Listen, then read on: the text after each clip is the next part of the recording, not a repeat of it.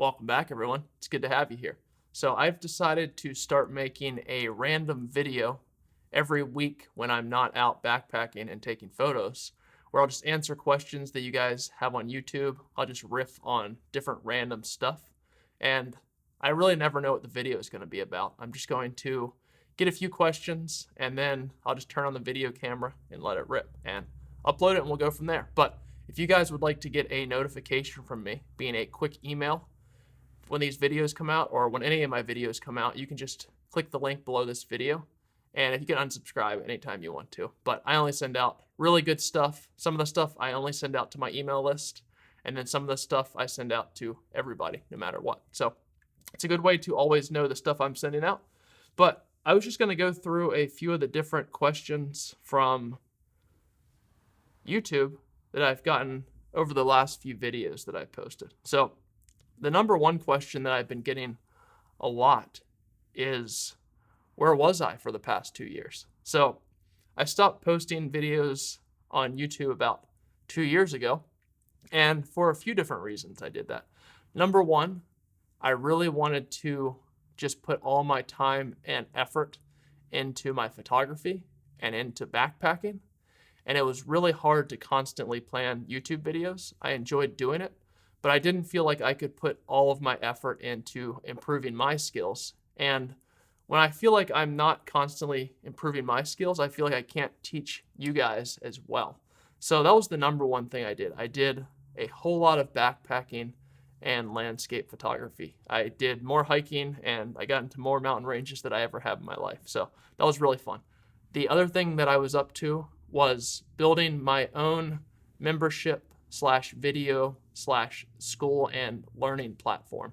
So I wanted to create a place that could house hundreds of videos and teach everything that I know about landscape photography, outdoor photography, and backpacking all in one place. So instead of just selling individual courses like I used to, I wanted to create my entire knowledge base on one system where you could just log in as a user and you could access all those videos. And I also continue to post new videos there every month. So I was just working with my students over on that membership for the past year and constantly building out new material as I am right now. And for anybody that's interested in that, I will be opening enrollment for that to people on my email list here probably in a month or two. I usually open enrollment once or twice a year, and then I spend the rest of the time just teaching on there and helping everybody out. And I built it so it's very close to the functionality of YouTube. So you can like leave me messages, you can submit questions, you can ask stuff that you need help with. And then I make videos about it, or I actually write back in the chat directly on the membership website. And then all of my courses are on there, everything else is on there, and I'm constantly filming new expeditions out into the wild and putting them on there. So it's basically the resource that I wish had existed when I was learning landscape and outdoor photography. And I wanted to create it in a place, in a location that it couldn't be taken away from me. So 2 years ago, I started to see a lot of people being censored online. And they weren't people in the realms of photography, but they were just people in general that had specific ways of thinking, or you could even say ideologies. But anytime I see anyone being censored that aren't breaking the laws, it really worries me about the future of being able to create in a free way on a platform. So I wanted to create a platform that was my own, that couldn't be taken away from me one day for the different thoughts that I might have, the different things that I might say, and the different ways that I wanted to create. So I wanted to create this long-term platform that could really help people out and give them a great place to learn ideas, photography, and anything else that I'm currently working on. And we can kind of just have this whole school community where we can work back and forth. So I've been building that out for about the last 2 years as well. And I just wanted to devote all my time to getting better at photography and then to building that out and giving the students there the best learning experience that I think exists anywhere online for landscape and outdoor photography. And hopefully they think that as well. So that's been really fun. If you're one of the students, I really appreciate you being on the school. It's great to work with you guys. So that answers a lot of the questions that I got about where I was. And I'll do some videos here coming up in the future about all the photos that I was taking, the trips that I was taking. I created a whole lot of video content. I have no idea. I have so many trips filmed and so many videos filmed from that 2 years that I was just not posting anything on YouTube or like on anywhere else on my website, that the backlog's huge, and I'm just processing through all that stuff right now, so it's a lot of fun. The next question that a lot of people asked was, in one of my latest videos, which was just the silent film, where I was just hiking and doing some shooting. I'll link that below if you guys want to check it out. But they said they saw I was shooting with a Nikon Z7, and I used to shoot with the D810 and the Nikon 28 to 300 millimeter lens. So I didn't change that camera for anything photography related. I used to shoot with the D810, and the Nikon Z7 and the D810 are very comparable as far as dynamic range goes. The Z7 has a larger megapixel count by, I don't know what it is, like 8,000 pixels wide on the horizontal, where like the D810's maybe 7,000 or something. I never know these exact specs, but the main reason I switched to the Z7 was, number one, because it creates way better video quality. Number two, because I shaved, about 3 pounds off my backpacking setup. And if you get really into backpacking, you'll realize how much it is to shave 3 pounds off of your pack. That's like 2 days of food weight. And when you get really deep into backpacking, you're just trying to shave weight everywhere you can. And this was a good way to do it for me while getting upgraded video quality, keeping the same image quality as my D810.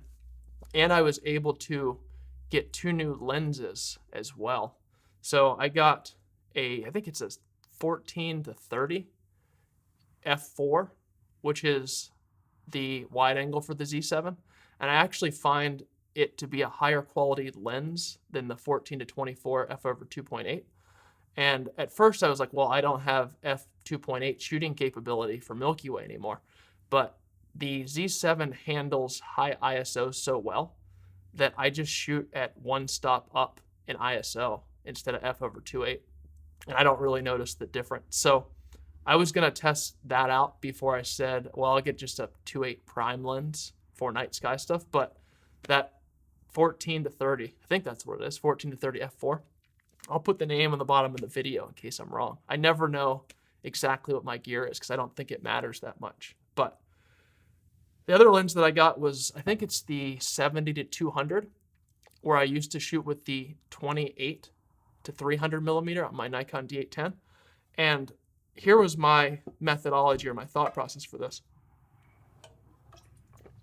When I was shooting the 28 to 300 lens, I really liked having that range of 200 to 300 millimeters.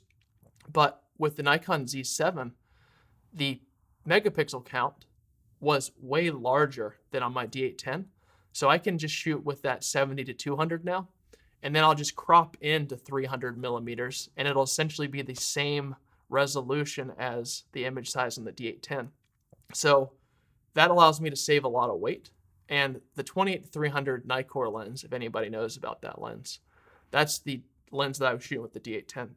It's not the best of lenses. It's very versatile, but it goes from 28 all the way to 300. So this other lens, the 70 to 200, is awesome. It might even be like a 24 to 200. I don't know. I'll post it below the video, like I said. Not one of the top things on my agenda. So I didn't switch because the Z7 was better quality than the D810 for images.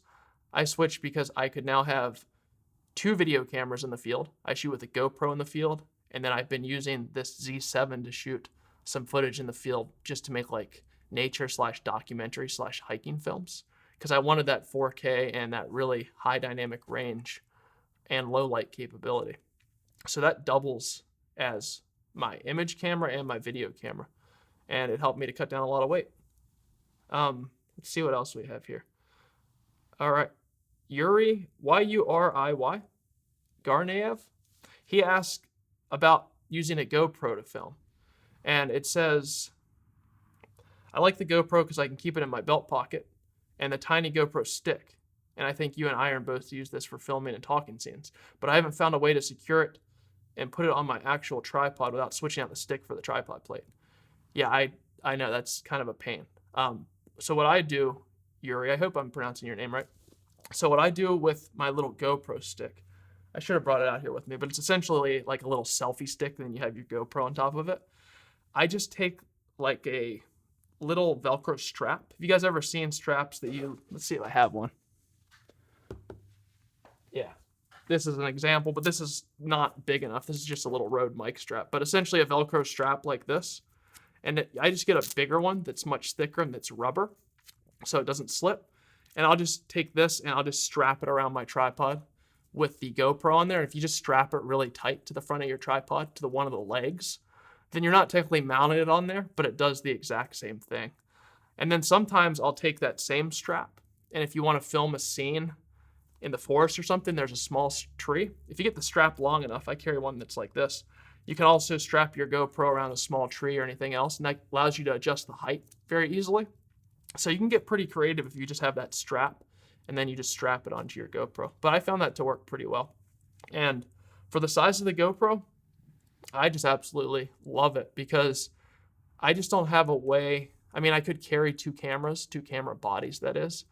I've been tempted to get the Z6 to have a backup for video. I tried the Z6 initially for shooting photos, and the dynamic range just isn't there.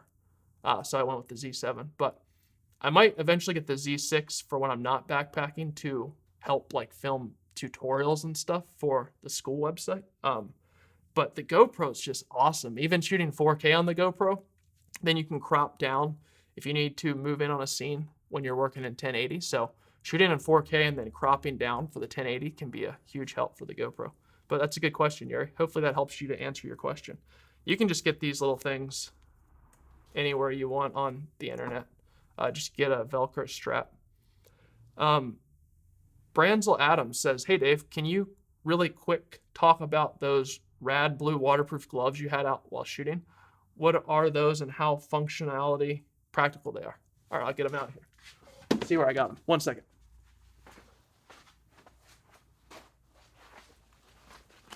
All right, here they are. So in one of my last videos, I was out backpacking in the snow, and I had these gloves on. These are ice fisherman gloves, so I was told. They smell like carcinogens, I'll tell you that much. But they have like this fuzz on the inside. They're cheap. They're like $12, but I'm always looking for gloves that are tough and actually waterproof. And if any of you guys go out and do a lot of backpacking, you might know that one of the hardest things to find is a really good functional pair of gloves. And these are awesome. They are called, I think it's worn off here. Let's see if I can get the name. Showa, S-H-O-W-A. It's hard to find these things. If I can find them, I'll link them below. But I like how they work. They're just super simple, and they keep your hands warm, and they're actually completely waterproof. So it's not like it's Gore-Tex or anything. I think these are like 12 or 13 bucks. The only downside is they don't have the draw strap right here. So you can just put your coat out over that, and it works pretty well. But I've been using these for 2 years, and they work really well. So you can test those out. The other ones that are good, you can get, don't have the fuzz on the inside. And you can use those with like a lightweight pair of gloves if it's not winter season. And they can be great for backpacking in the rain or anything else where you need to keep your hands dry because it's like maybe 40 degrees out and it's raining and your hands still get cold. So hopefully that helps you out. I'll leave a link for that below if I can find them. What else do we got here? All right, so here's a question from the video I posted that was just like hiking in nature and taking photos. It says, I have one question. This is from Roy Brody. And it says, I have one question. How do you know it is safe to drink the water? All right, so in that video, I'll link the video below if you guys want to check it out. I drink out of streams all the time, and people always freak out. So I would highly recommend, if you're new to backpacking, or even if you've been backpacking a while, don't drink directly out of streams. It's just not safe unless you really know what you're doing. If you're very familiar with a wilderness, I'll just speak for myself here because I'm not going to ever tell you to drink straight out of the streams unless you decide to do it for yourself. When I go out, I know wilderness areas very well because I spend a lot of time in them. I go back again and again. And I know where the water's coming from, meaning I'm high up in the mountains and I know the source of the water. So I know that I'm drinking clean water. Now, that doesn't mean an animal can't die upstream and I can't get that water into me and get sick from that. But I've been doing this for about 12 years now, and I've never gotten sick. That doesn't mean I won't get sick, and I still carry backup chlorine drops. Let's see if I have some here.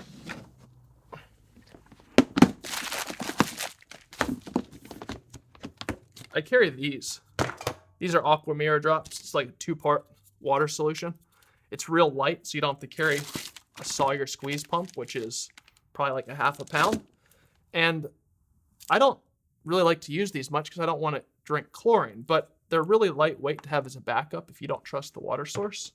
So I carry those as a backup, and then I just carry a few of these Evernew pouches. They're 2 liters. And then if you ever need to filter water, you just drop some of these into the Evernew and you let it sit. So that's super simple. And then if you have any guesses, at least I should say, if I have any guesses, that's what I'll use. Just in case. But I feel that my personal ability to judge water sources is very good because I spend a whole lot of time out in the wild. But if you're ever on the verge of questioning the water source, then just purify the water or don't drink from it at all. So that's my own risk. I don't really tell people to do that, but I never found any problem with it. It's probably also that I backpack in the high mountains all the time. When I go into the deserts like Utah and places like that, I always filter water because that water is coming from thousands of miles away potentially, and you can't really see where it's coming from. But when the water's coming from 15 feet away and I'm getting it right out of a snowfield or a stream that's 100 feet down from a snowfield, then the water's so cold, I feel pretty safe doing it. But once again, it's always on you. Anytime you're out in the wilderness, everything is on you. And you can't ever expect to transfer the, I guess you could say, responsibility to someone else. So if I get sick, I have the ability to get myself out of there. Or I also have extra food where I can wait out that sickness. And then I also have the InReach Mini, which is an SOS device and a text device if I need it. So that can be super helpful. But just don't drink the water until you've been backpacking a long time and you're really good at judging the sources. Next question. I have a question from Vladimir Evrov. I think that's right. Evrov. Says, thanks for the inspiration, Dave, but it is interesting to me, if you're using a tripod and shutter speed is not so important, why the ISO 200 and not 64, for example? Why you choose a higher ISO?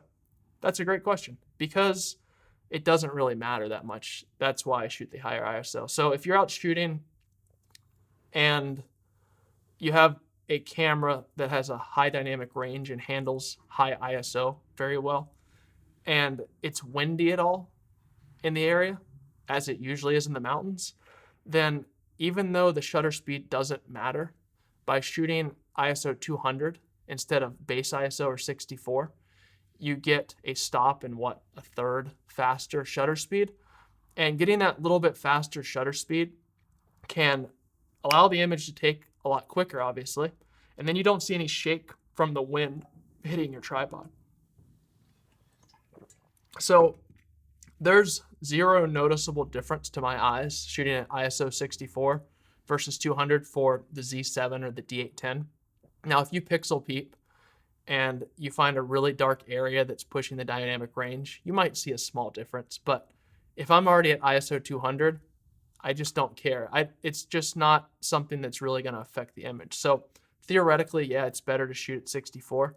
But oftentimes you'll get a sharper image when you shoot at that stop and a half faster shutter speed or stop and a third or anywhere in that range. Because if you're looking at stops, every stop increase, meaning higher ISO, you have to use half the shutter speed as before. So if your shutter speed was 2 seconds, now it can be 1 second.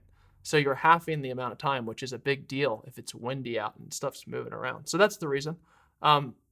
So great question, because it doesn't on its surface seem like a logical decision, but it's always good to find the max ISO your camera can shoot at before it degrades image quality at all. And then if it's under that max usable ISO where you're seeing image degradation, then just be like, all right, if that's the setting it's on, just fire it off anyway, and it doesn't really matter. So there's that range of low ISO settings where you're not going to see any difference. But good question. All right, so Ted says, you said something about adjusting the blue color cast in one of your photos. I watched one of your vids a while back where you adjusted white balance in live view. No more? Anyway, thanks for taking us along on the great hike. Yeah, you're welcome, Ted. That was a good one.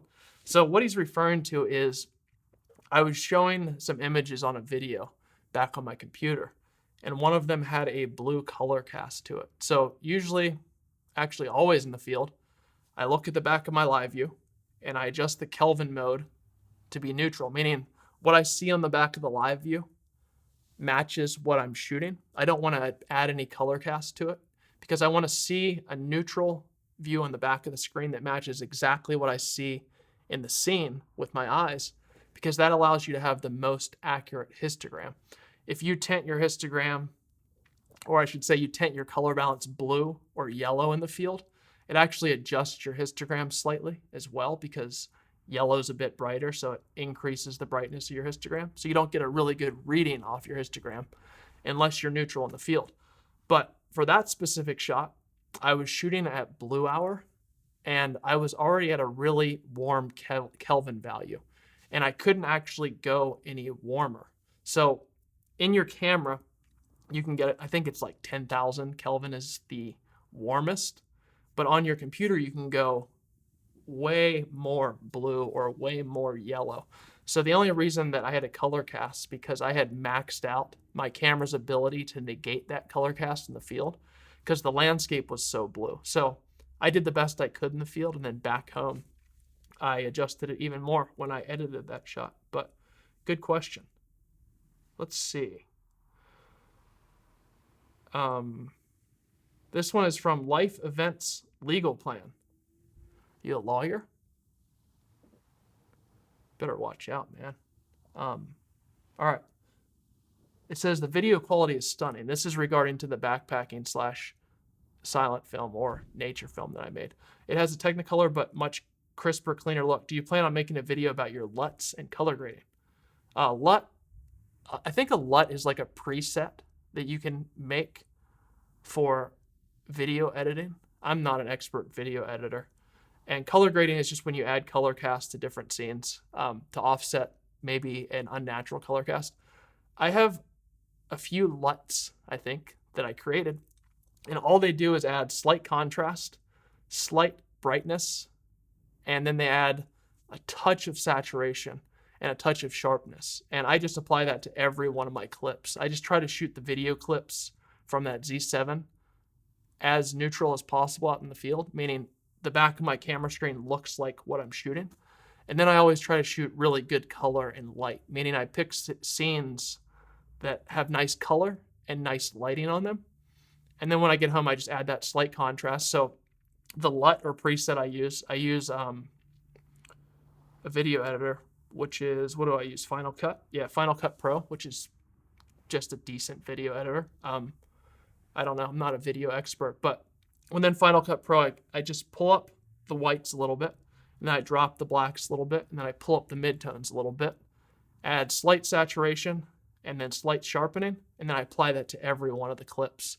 And then when I'm watching through them, if it's too much saturation or too much contrast, then I'll back it off a little bit. But usually, since I shoot it right out in the field, it's spot on. As far as color grading, I don't add any. I just use the color that was out there in the field. And that saturation helps a little bit. But if you're shooting good sunrises and sunsets and nice light during the day, there's generally some pretty good color already. So I don't find color grading to be necessary. And I just don't want to edit for that long. I think editing's fun, but I would rather be out shooting. I think that's it for the questions that I got. There's tons more questions, but I just tried to pick some that were a wide variety of different stuff. But if you guys have questions, as always, just leave them under the videos. And I might do a thing. I've seen some podcasters I follow, they'll do like a live chat, and then they have people pay like $10 if they want their questions answered. If you guys want me to answer questions on a regular basis and you're open to doing like 10 or $20 a question, if you have a question you definitely want answered, I'd be willing to do that too. Or I'd also just be willing to pick random questions and just do it every once in a while. I'm always trying to figure out what helps you guys to learn and what helps people to get their questions answered. And I don't really know anything about this stuff, so I just do experiments and see what kind of videos people like and stuff like that. I'm by no means a YouTube expert.